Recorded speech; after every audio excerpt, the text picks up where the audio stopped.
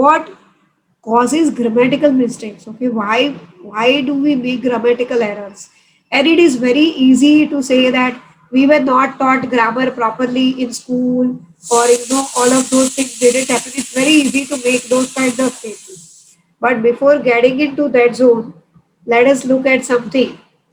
You didn't think grammar was important enough to focus on, right? We were thinking about, you are able to write the thoughts, you are able to express it. We didn't consider it important enough to focus. It was like one of the more boring, nerdy kind of topics that people would take care of, or people who were too particular of the grammar would be considered kind of falling into the pedantic zone. Okay, but we didn't think that it was that important enough to focus on. This is the kind of thing that happens. Neither did the people around you. So the environment that you were in, and this has happened to me also. Okay, a firm with which I was training, the person was the senior partner, was um, very highly qualified, and he was an expert in company law. Okay, he used to be asked a lot of different questions, but when it came to using grammar and language, it wasn't up to the mark at all. Any kind of technical questions you ask him, he will be able to point out the sections, he will be able to point out where you can find out ways. He was able to do that. But when it came to using grammar, then he was not really too bothered. So you have been surrounded, or you are working all the while with people like that they are not really bothered about using the correct grammar. So the environment is like that. Okay, and that's why we end up like being conditioned, thinking that it is not essential enough or important enough, using standard phrases without knowing how to use it. And this is especially true for legal documents. And again, I have faced all of these things, I have faced setbacks in. Okay, so you use standard phrases like "no, ye, all men by these present." So then immediately the question comes: why do you need to write this kind of archaic language? Okay, it is not required. Simply how you write, the agreement begins with this agreement is executed on this day.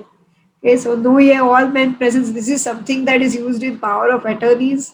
And if you have found an old draft like that, you start using it without really thinking that, what is this standard phrase used for. You end up doing this in petitions also.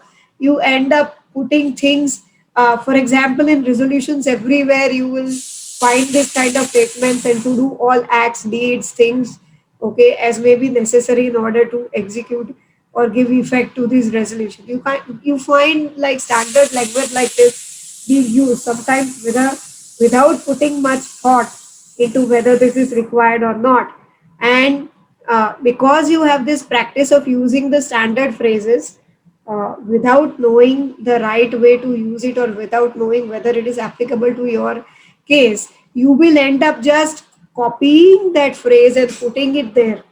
Okay, and in this mechanism, using these standard phrases like this, you can end up making grammatical errors. Okay, because you are not thinking of whether that is suitable for you or not. It is just standard, so you end up making grammatical errors. So this term is used when you are quoting someone verbatim. Okay, it is used when you are quoting someone verbatim and they have made grammatical errors.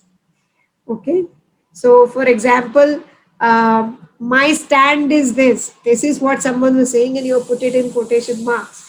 And instead of that, they end up saying that my stance is this. Okay, so they have made grammatical error. So you put this in the bracket next to that word where you have grammatical errors to show that I am quoting this person verbatim as to how he or she said it, and this is a grammatical error, but I am not making that error. I am just quoting it as such, okay, as how that person said it, and that's what this is used for. This is another thing that can happen if you're not focusing on what you are writing and you are doing it without application of mind. So if you're not, this is one thing that happens if you're not focusing on what you are writing and you are doing it without application of mind, you will end up with grammatical errors even when you know the correct grammar. So you know how to use it correctly, but you, when you are writing, you are not focusing on it.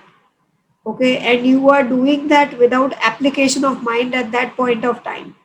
Okay, then you will end up with grammatical errors. And see, the way it happens is that we think something, and when we are writing, we are also thinking something.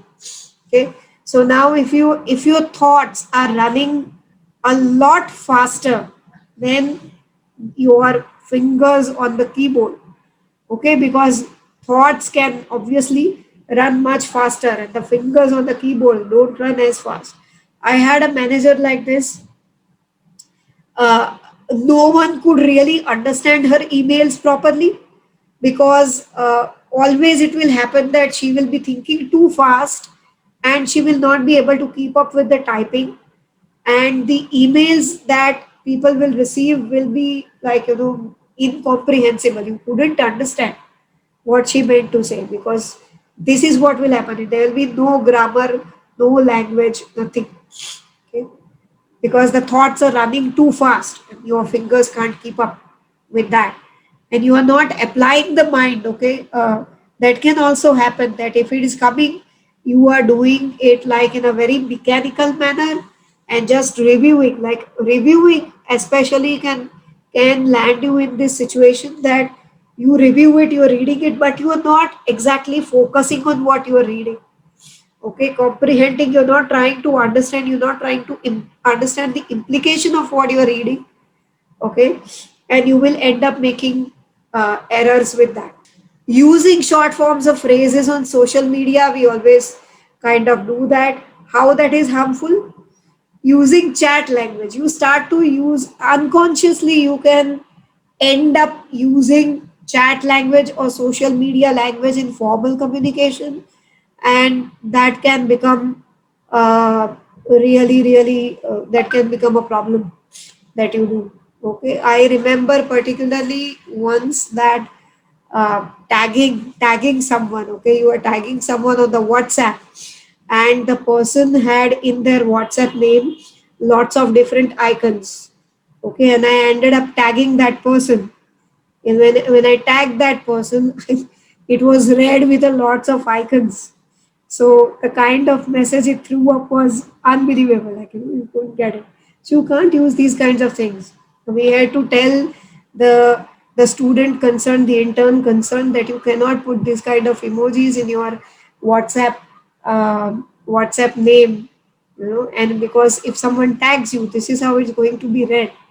It it isn't suitable for formal communication.